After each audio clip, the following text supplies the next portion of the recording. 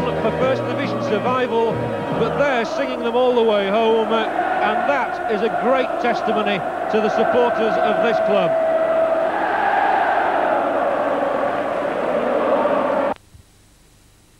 To the second division. As the fans invaded the West Bromwich pitch, the police forced them back with a baton charge. 34 policemen were hurt, as well as an unknown number of fans. Steve Lee reporting. It's going to cost West Bromwich Albion several £1,000s to repair the damage to their ground. A 9-foot-high steel safety fence was ripped down as Leeds fans tried to storm the pitch. Under a hail of missiles, police were ordered to baton charge the crowd. They were refusing to move, and it was quite clear that if we'd allowed them to stay, untold damage or violence would have been caused throughout this area. When we talk about a baton charge, all that occurred was that the officers drew the batons in order to protect themselves if they were needed, and ran at the crowd.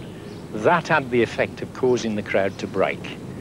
People living nearby also felt the full force of the violence. Most say it was the worst trouble they'd seen. I came down off there, picked up bricks and that, and me and the wife are in the kitchen here watching television, and they just bombarded the windows. And my first reaction was to get upstairs, get the kiddies out, and straight out of the house I says to the wife, let's get out of it. It was terrible. Tottenham. Last night, 46 Leeds United supporters were arrested when violence flared during United. Clark was back in Leeds playing golf in a Pro-Am tournament. What was his reaction to last night's crowd trouble? Didn't know there was any crowd trouble. During the match, anyway. People told me that there was trouble during sort of the last 5 or 10 minutes, I believe, but I didn't see any because I got my sole concentration on my players. We got problems at that time on the field. So to sort of ask me to comment about crowd trouble, then I'm not in a position to do so. But I mean, you're on record as saying that you've got the best fans in the league this year. We've got the best support in the country, yes. What's changed me? Changed my opinion. I didn't see any trouble last night. The main thing about this is that football in general now, this is a disease now, and it's self-discipline needed in this nation. Self-discipline. We have done, not only us at this club, but every football club with this problem have done our utmost.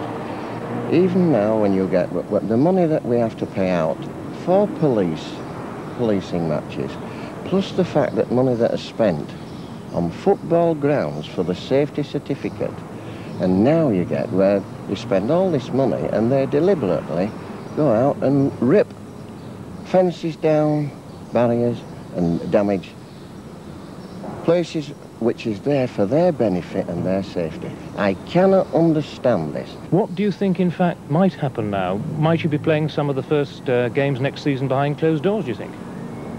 Well, that, of course, is up to the FA to decide. We can only hope they'll be as lenient as possible. I mean, we've done all how we can in our power from the Leeds United angle to deter it. But as I say, unfortunately, the reputation of the Leeds fans over the years has been very bad indeed. Why do you think it's particularly bad here? It's beyond, I just don't know. It's beyond my belief that why it should be so bad.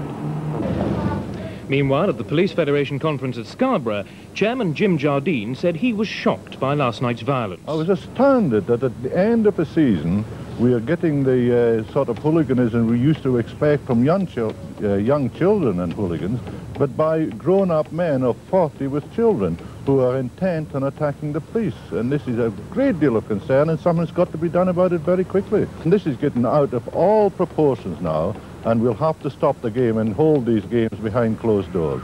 Isn't that a bit of a drastic measure to stop the game? It's not.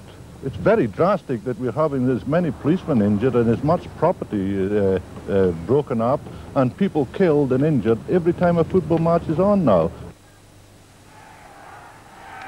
Leeds United have suffered serious crowd trouble before. 11 years ago, ironically, in a crucial championship match against West Bromwich Albion, some fans invaded the Elland Road pitch after the referee had allowed a West Brom goal when one of their players appeared to be offside.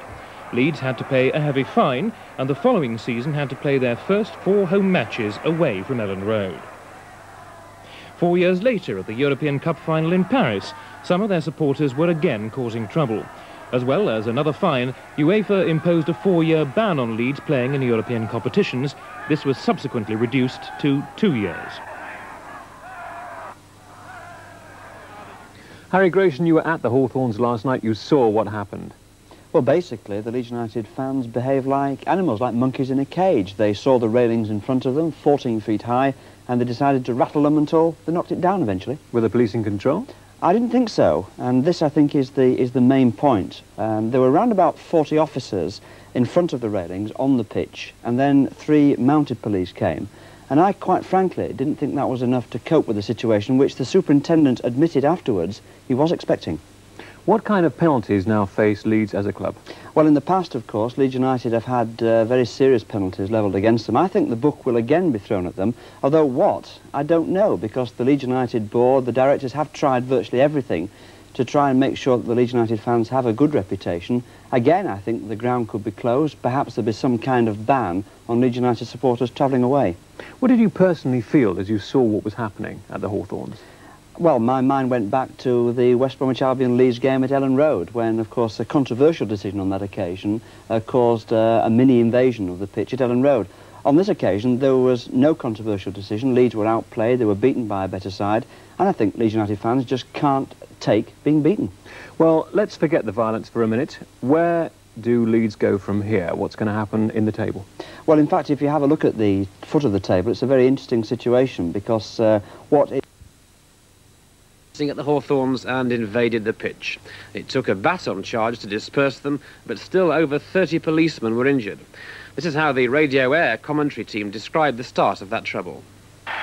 The police, there must be 40 or 50 of them, they're grouped together.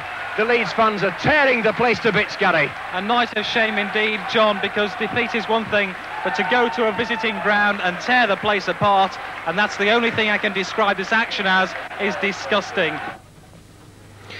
Well, back to today, and manager Alan Clark told us that he never saw any violence and he wasn't interested in hearing second-hand reports. He reaffirmed, however, that Leeds United fans were the best in Britain. But over in Scarborough, Police Federation chairman... There it is. Does it surprise you seeing all these railings totally on the floor like this? No, it doesn't surprise me because, as I say, I saw it happening, and that fencing, as you can see, is made of a fairly strong metal. I'm assured it was welded together. You can see, in fact, the weld marks there. And the people who were in that enclosure behind the fencing, seemed to me, certainly those at the front anyway, were putting their full weight behind removing that fencing.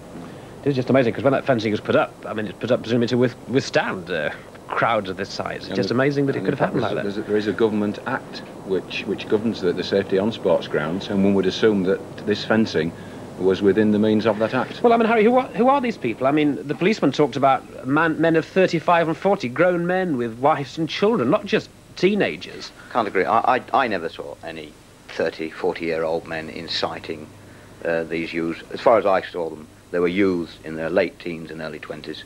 I saw no kiddies at the front of that crowd, and cannot agree with that they were being incited. Nor can I agree with the police claim that this was premeditated.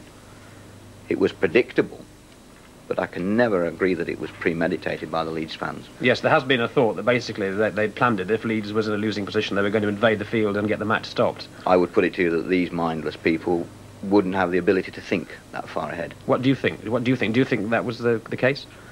I think once the fans realised, whether they'd actually planned in advance to do anything, once they realised that Leeds weren't going to get the result, they found it an impossible pill to swallow, and that's when they decided to take their own action. I think you think the ref stopped the game a bit early, don't you? Only just, but and perhaps wisely so. Can I ask you, Mr. Long, as we come to the end, are you in fact a Yorkshireman?